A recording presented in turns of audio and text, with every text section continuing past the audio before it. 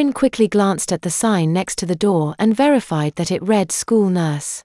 The room certainly looked like a nurse's office, with some basic medical supplies and a paper-covered examination table. What looked out of place was the nurse.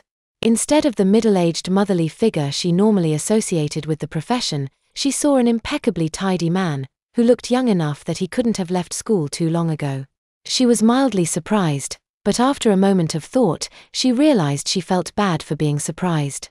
Why shouldn't the nurse be a man? Realizing she'd had the stereotype didn't sit well with her, she'd thought she was above thinking people couldn't do things because of their sex. Luckily, he interrupted her guilty thoughts. "What seems to be the problem?" he said, pausing, apparently waiting for her name. "Erin," she offered. She handed him the note, blushing. He unfolded it and read it. "It says here that you're not feeling well, Erin." "What's not feeling right?" "Oh." His gaze turned to the trash bag she was holding, which wasn't entirely containing the odor of what it contained. "Did you have a little bit of an accident?" Erin nodded. "I did." He nodded. "Well, I'll get you all checked out. Go ahead and climb up on the table, okay?" He went to work, taking her temperature and several other measurements. She was honestly surprised he was spending that much time checking her out. Although the few school nurses she'd had to deal with in the past were nice enough, they also seemed absolutely convinced that every kid that came to see them was doing so to get out of class until proven otherwise. It was probably a good assumption for many students, but it was a bit annoying to be assumed to be a liar when every time she'd gone to the nurse's office was legitimate. This man, though, apparently hadn't been in the profession long. He obviously hadn't developed this jaded attitude yet, and that slight attitude difference made this visit to the nurse slightly better than it would have otherwise been. "You don't seem to be sick," he eventually said. "Are you feeling okay now?" She nodded again, but didn't say anything. "You look okay to me too, but you should probably take it easy. I could send you back to class, but there's not very long left in the day, so you may as well stay here. Would you mind if I called your parents and asked if they wanted to pick you up today? I live with my aunt and uncle, but you can call my aunt, she's probably home now. But I don't need a ride, my cousin and I walk home." "Well, we'll call and see what she says," said the nurse. He pointed to a plain wooden door.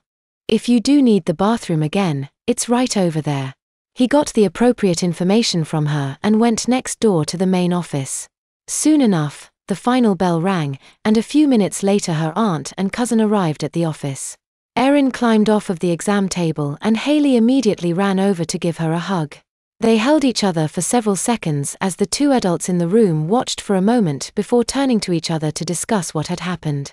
The adults' conversation was lost to the cousins, who finally broke off their embrace, although Hayley took Erin's hand in her own.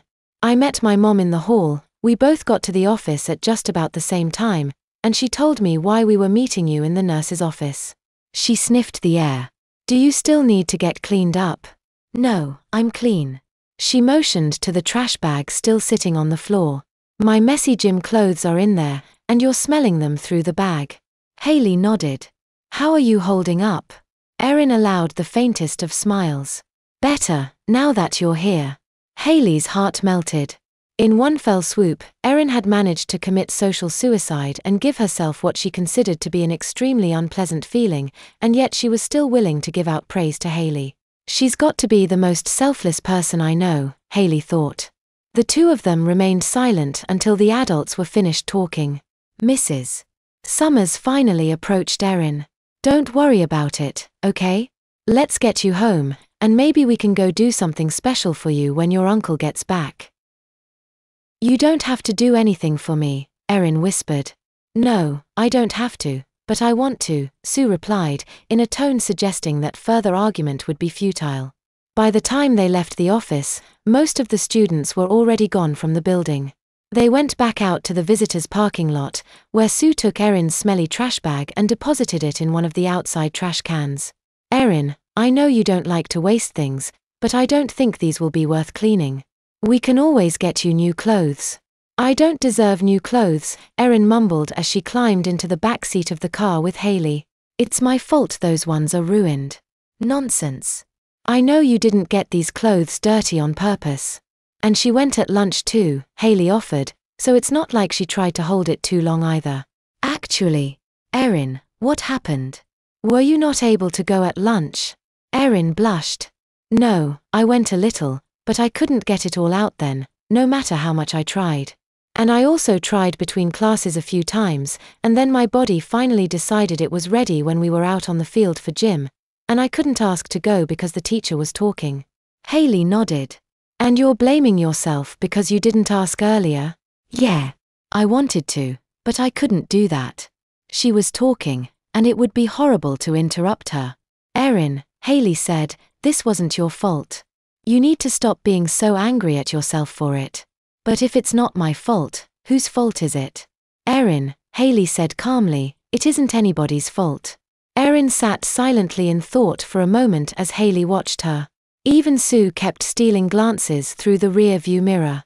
Erin seemed calm enough, but if Haley didn't know better, she would have said that Erin almost looked hurt.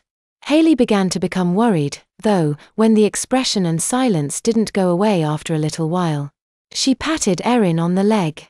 Are you okay? I'm okay, I was just thinking about how bad this afternoon was, and I really don't want it to happen again. Haley nodded. Erin, I'm sure today was just a fluke. After all, how often do you hear of people our age having messy accidents at school? The chances of it happening to anyone else this year are next to nothing, and the chances of it happening to you again are even lower. That doesn't make sense, replied Erin. Why would it be less likely to happen to me? I think I've already proven that I'm capable of pooping my pants. Including today, I've done this 3 times since I moved in with you, and that was 3 months ago. None of those times were your fault either. One of them we were stuck in traffic and one of them you were sick.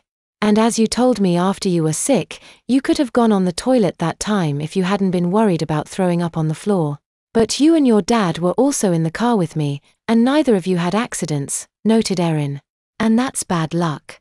I'm sure if I had to go as much as you did when we got stuck in traffic, I would have had messy pants too. Yeah, but you seem to know better than me when it's time to go to the bathroom. If you'd had to poop, you would have known before we left the park and gone then. I didn't realize I had to go until we were in the car and it was too late to do anything about it. Maybe, but you realized that you had to go today, right? You knew since at least lunch. But You still didn't make it, I know. But it sounds like you did everything you could, right? Erin paused for a moment, apparently gathering her thoughts. It frustrates me. What, the accident? Not really, more the fact that everyone else seems to have no problem avoiding accidents, whereas I try really hard to avoid them and still have them. I still wet the bed at my age. I've had accidents during the day a number of times too. And it's unfortunate that that happens to you, but at least you learn from them and take steps to manage them. You wet the bed, so you agreed to wear the diapers at night, and that's certainly made your mornings better, hasn't it? I guess so. And when you wet your pants in the movie theater, you also learned from it. You wore a diaper on our next few trips out, so if it did happen again, you'd be ready. And you also made sure to go to the bathroom as often as possible while we were at the amusement park, even though you were wearing the diaper, just to make the extra effort to keep it dry.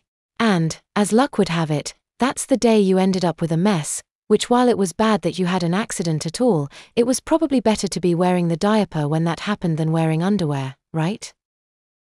Erin nodded. But it still was horrible. I'm not saying it wasn't. And I'm not saying today wasn't bad for you either.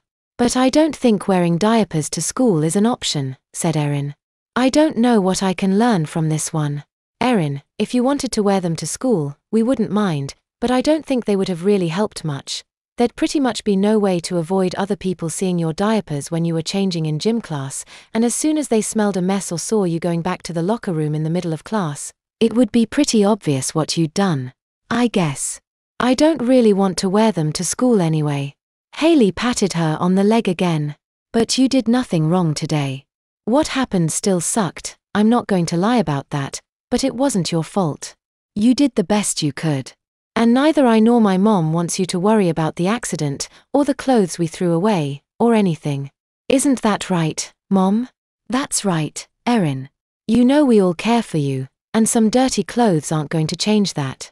I know what happened couldn't have been fun for you, but we'll get through this, and all of us will be here to give you whatever help you need." Erin smiled briefly, although it seemed forced. Her body language still seemed to indicate that she was having a very bad day. "Thanks," she said. Erin's mood hadn't particularly improved by the end of the day. She'd certainly appreciated that her family had taken her out for dinner and a round of miniature golf in an attempt to cheer her up, and she'd made an effort to appear that she was having fun so they wouldn't be offended.